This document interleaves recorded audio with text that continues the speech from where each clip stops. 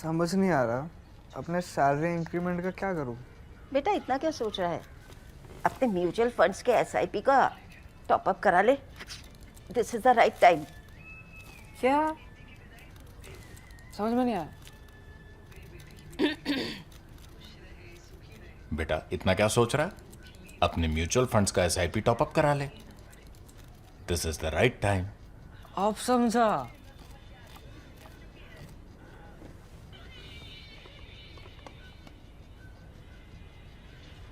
Mutual fund investments are subject to market risks. Read all scheme-related documents carefully.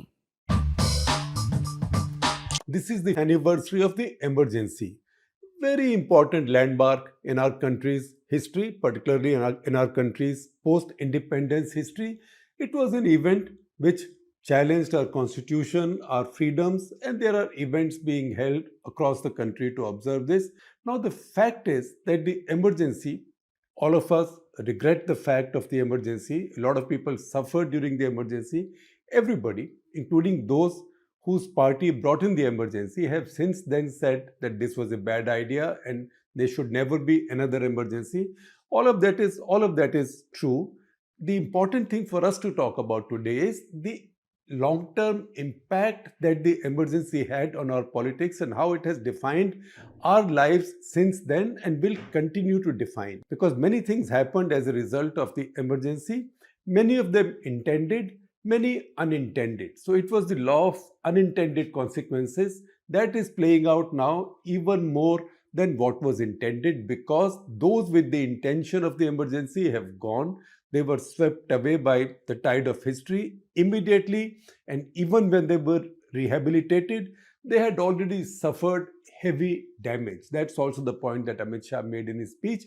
It's also a fact, and I will also take you through many of those aspects of the long-term differences that the emergency made to our politics and our lives, and how it has redefined our entire public life since then. So first thing, the most important consequence of the emergency is that there cannot be another internal emergency.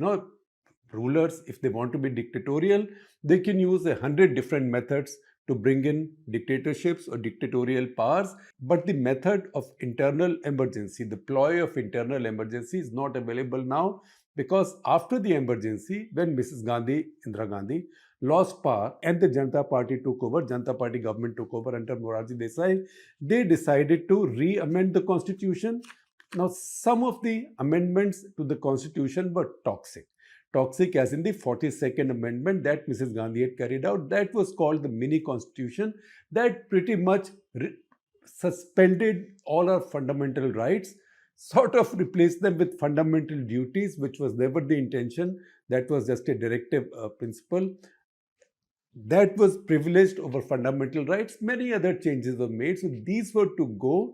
At the same time, there was something pre-existing in the constitution which had allowed Mrs. Gandhi to impose the emergency. That was powers under Article 352. Those were now amended.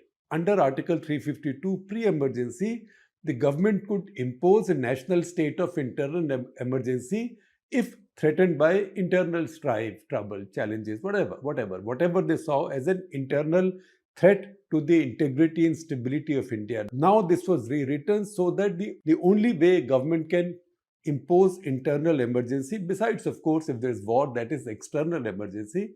Internal emergency only if there is an armed rebellion against the government, which is the same as somebody declaring a war on the government. So imposition of an internal emergency now is an impossibility. That is not to mean that powerful rulers since then have not tried to arrogate dictatorial powers to themselves. Rajiv Gandhi tried to bring it in through the defamation bill, through the postal bill, defamation bill, the so-called postal bill, which would have given the government powers to censor or eavesdrop on almost all communications, both of which were then rejected in the parliamentary and the larger political and moral debating process, and also with the protests in media, etc., from civil society also. However, later, UAPA, PMLA, these laws came in. Congress party brought them in. BJP has strengthened them further. So when rulers have wanted to give themselves dictatorial powers in some specific areas, they've been able to do so, even when these concern our personal liberties. But overall, another internal emergency is now an impossibility, at least on the terms on which it was imposed. Since then, it's been seen, it's been believed that this was a cheap thing to do. It should not have happened, and nobody will do it again. What the emergency also did, it established the principle of the freedom of the press, because the biggest impact that the people of India immediately felt from the emergency, in fact, the morning after the emergency, the day of the declaration, when newspapers came out with the day of the declaration, that was that they realized that the newspapers did not have the news in them.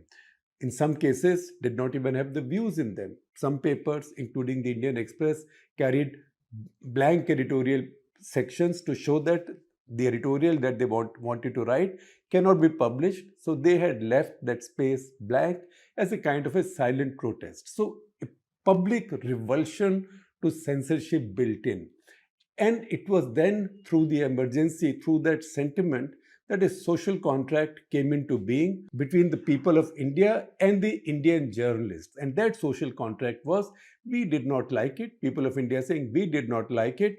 When Mrs. Gandhi took away your freedoms, we found it to be a terrible thing, and in future, we will take a dim view of anybody trying to do it. That is how India's essential press freedoms were guaranteed, which are not guaranteed constitutionally even now. Constitutionally, even now, I have the same freedoms under Article 19(1) of the Constitution as you or anybody else who is not a journalist has. However, the denial of the same rights during the emergency built this social contract, which I sometimes fret is currently being frayed by some of what is being done in the name of journalism, particularly by some of our warrior TV channels. And when I say warrior, I don't just mean warring with China or Pakistan. It's also getting two panelists from this side and two panelists from this side and getting them to go to war with each other with gali galoj and throwing things at each other. That's why this social contract is right now frayed and is under stress. That we'll talk about in more detail going ahead later. I've written some national interest columns on that.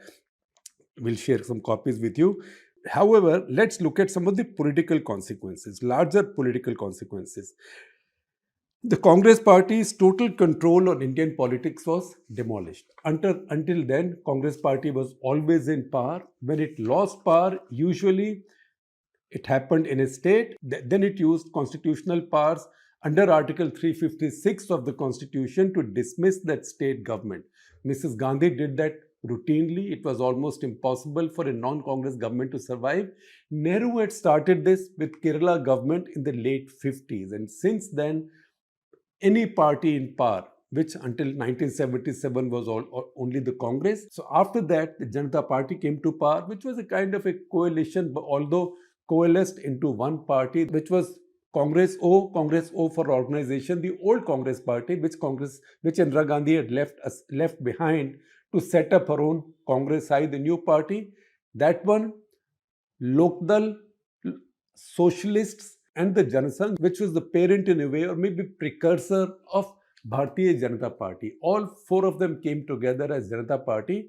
Even when they came to power, they dismissed all the state governments of the Congress Party, which were existing at that point. Then Mrs. Gandhi came to power in 1980. She dismissed all the state governments of the Janata Party or of the allies of the Janata Party. This tamasha went on. However, this led to a debate and an argument on the center's power. So the emergency also had the consequence of strengthening the states, strengthening the regional parties, who were then refusing to take this lying down. Finally, this was settled in 1994. This was a very complex and very contested evolutionary process in Indian constitutional and political history, whereby on 11th of March 1994, the famous Bomai judgment was passed, which made it nearly impossible for any ruling party in the government, any central government, to dismiss any state government on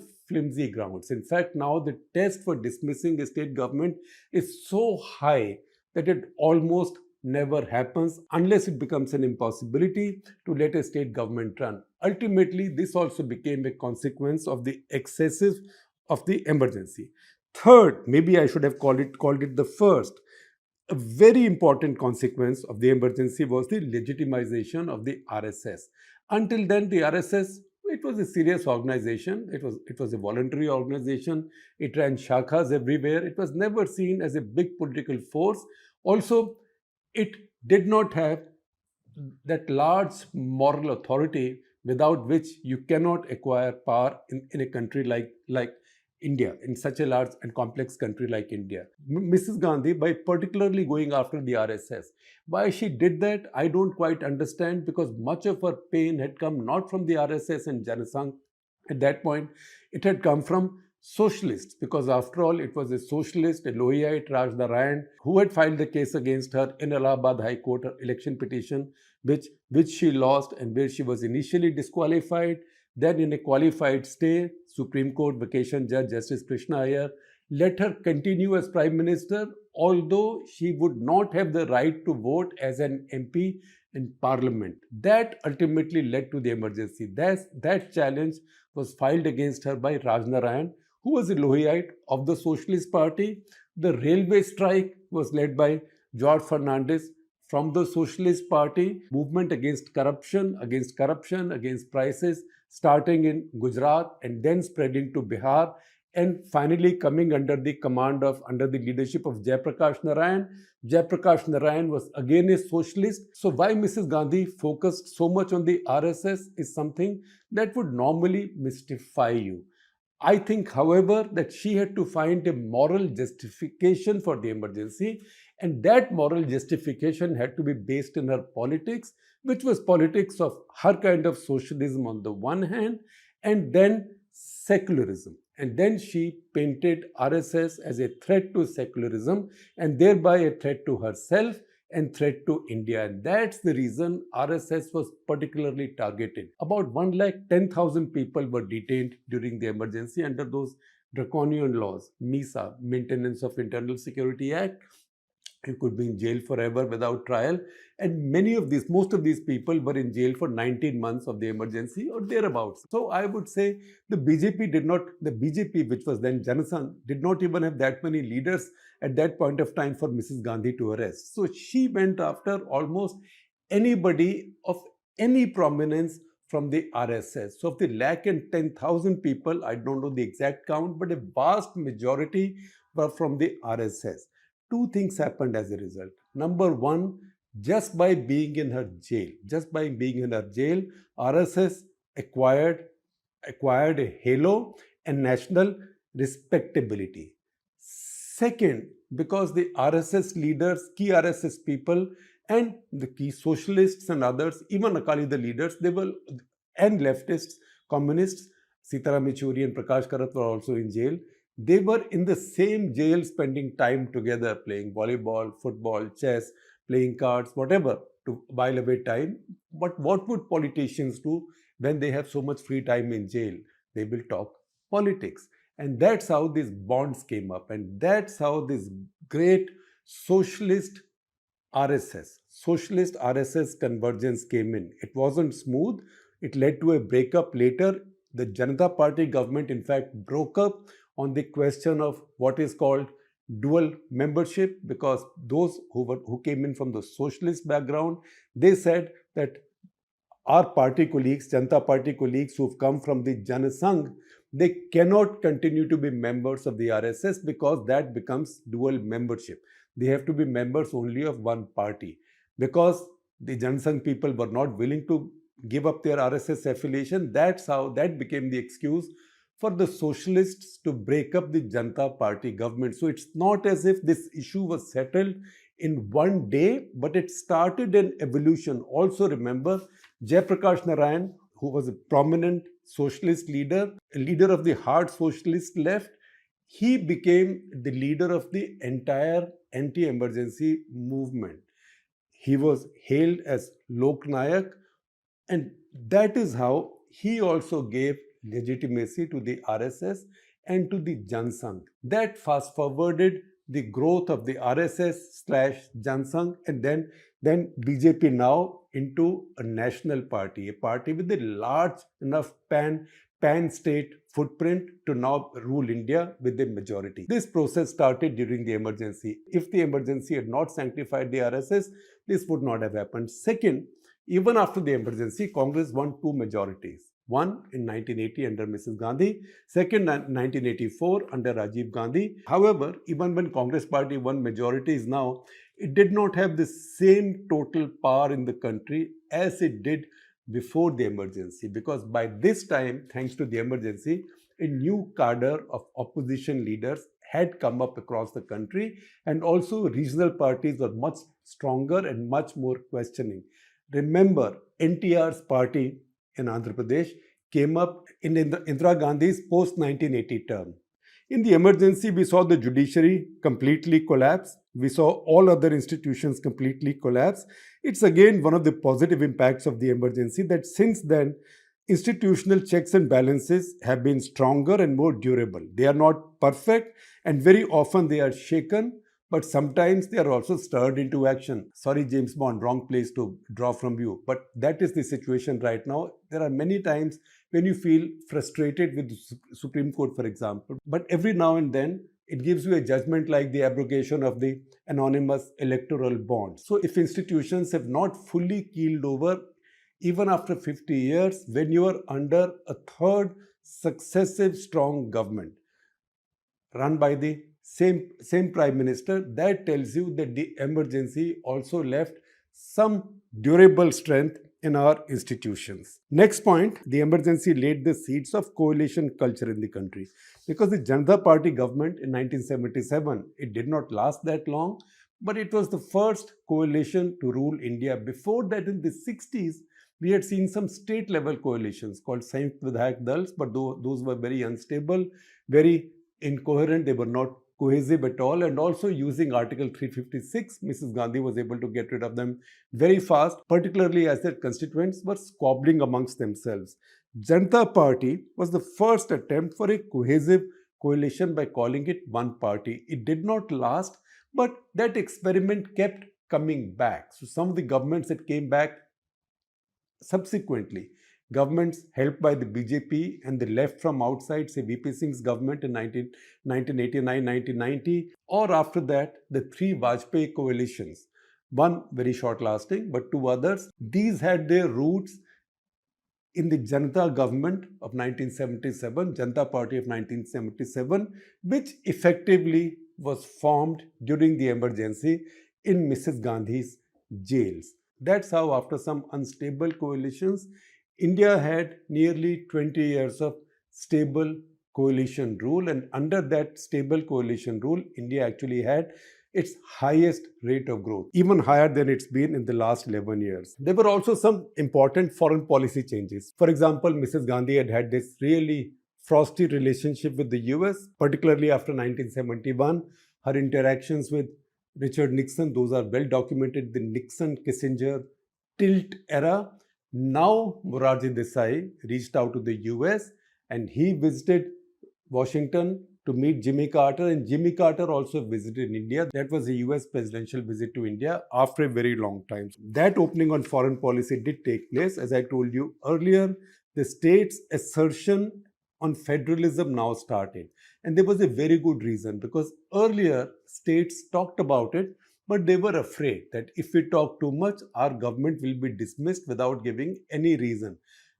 It just had to be a one-line dismissal saying, the president thinks that constitutional order in the state has broken down, so your government is dismissed. State governments and regional parties, therefore, were very careful in the past. Now, as the center weakened, or maybe India became a more federal structure, which was the spirit of the constitution, the states began to assert themselves more and regional parties became stronger. And finally, the impact the emergency made in terms of just the human resource development for India's politics.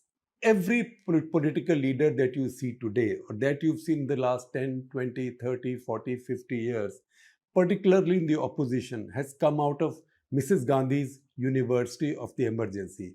I wrote a national interest about this several years ago. I will share a link with you of the text as well as the video version. But see the leaders who arose, see the people, the cast of characters that Mrs. Gandhi put in jail.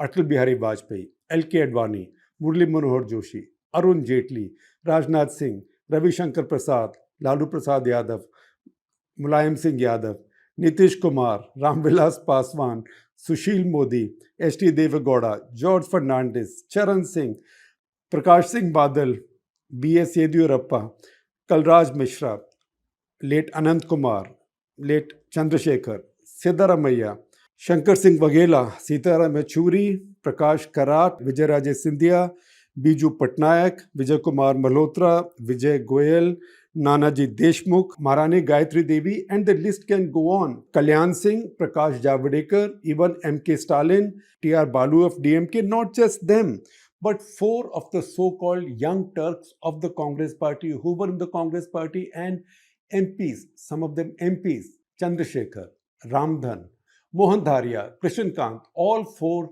young Turks of the Congress party who were rebelling against Mrs. Gandhi's leadership from within. They were jailed while they were in the Congress party.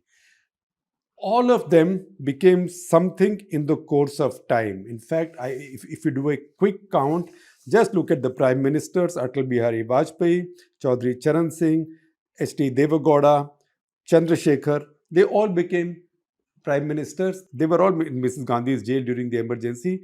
L.K. Advani and Devilal became deputy prime ministers. They were in Mrs. Gandhi's jail during the emergency. Yediyurappa, Siddaramaiah, Lalu Yadav, Mulayam Singh Yadav, then his son Akhilesh, Nitish Kumar, Shankar Singh Waghela, Biju Patnaik, and not Vijay Scindia, but her daughter Vasundhara Raje became chief minister. All of them chief ministers. Biju Patnaik's son also became chief minister. So this also started new dynasties, not just these new graduates of the class of 77, as I call them. 77 is when the emergency was removed, emergency ended, and these people came out of the jail. So I call them the class of 77. Not just them, they became leaders, but many of them founded their dynasties as well. And of all the other names that I mentioned to you, in the course of time became either cabinet ministers or ministers in their states, and so on and so forth. In fact, Krishan Kant, if you look at the four young Turks of the Congress party, one became Prime Minister Chandrasekhar, the other became Vice President of India. That is Krishan Kant. Even Narendra Modi, he did not go to jail during the emergency, but he was in hiding. You've seen pictures of him dressed as a Sikh, which was supposed to be a disguise at that point.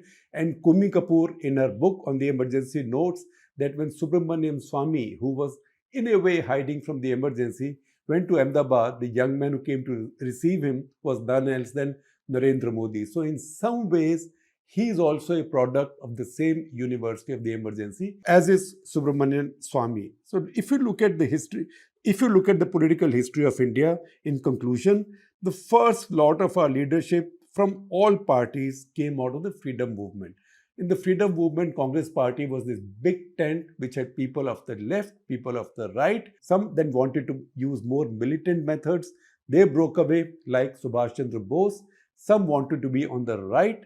Those in the course of time, Jawaharlal Nehru turfed out as he turned Congress party towards the left. And after that, whatever was left of the center or center right in the Congress party, Mrs. Gandhi got rid of in 1969 with the split of the party. However, all of the leadership of Indian politics had come from the freedom movement in one way or the other.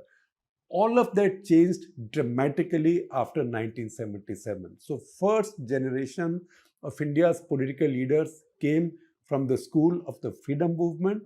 The second lot came from the school of the emergency. The third, you might say, although that is not as widespread in its impact, was the rise of a new lot of leaders from the Mandir, Mandal, churning or Manthan of the 1988, 89, 1990. The reason I'm saying it wasn't that widespread is because many of the leaders that became powerful through this churning were leaders who had already graduated from the emergency school on both sides, Mandir as well as Mandal. And then we saw the promise of one more mass movement. In democracies, new leadership usually grows out of mass movements of one kind or the other. I would go so far as to say that even Donald Trump is part of the same phenomenon, because MAGA also is a mass movement. It's not on the streets in the way that Jayaprakash Narayan's total revolution was, Sampurn Kranti, but it is still a mass movement. So that's how new leaderships emerge. And that's the reason people say in America that this Republican Party has no resemblance in ideas, philosophies, morality, etc., etc., of the classical Republican Party. That is something that Donald Trump himself said at his inauguration, that this is a new Republican Party. In India, we haven't seen any more mass movement after the churning of Mandir and Mandal. We saw some promise, a promise of something during the Anna movement, but it remained very limited in its appeal. And in the end, it produced only one leader, Arvind Kejriwal. So when you look at this entire full picture, maybe as Indian citizens of a certain vintage, and particularly now younger Indian citizens who may not be so conscious of the emergency, they need to send a thank you note to Mrs. Gandhi for enriching and expanding Indian democracy in such a dramatic way, entirely to the detriment of our own party and the durability of its power. That's why I said in the very beginning that the emergency will be remembered for its intended consequences, that is putting so many people in jail, press censorship, etc., etc., etc., forcible sterilization of nearly 1 crore men. All of those were intended consequences, but it will endure more for its unintended consequences, most of which have been positive for India.